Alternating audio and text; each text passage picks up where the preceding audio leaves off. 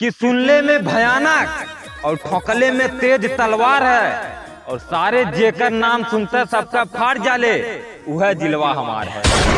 हमार जिला सीधा ठोकेला, सब जिला कि तोहरे जैसन बहुत है ने, लेकिन दरार ना पड़ल यहाँ के यारी में। कि तोहरे जैसन बहुत है ने, लेकिन दरार ना पड़ल यहाँ के यारी में। और यहाँ के लवंडन के छोड़ा, यहाँ तो पूरा जिलवा रहा रंगदारी में।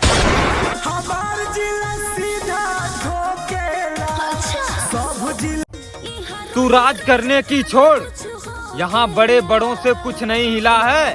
और तू बदमाशी करने की सोच रहा है, बदमाशी में टॉप पर आता सिर्फ हमारा जिला है। ठोकेला, सब जिला कि सुनले में भयानक और ठोकले में तेज तलवार है, और सारे जेकर नाम सुनते सबका फाड़ जाले, वह जिलवा हमार है।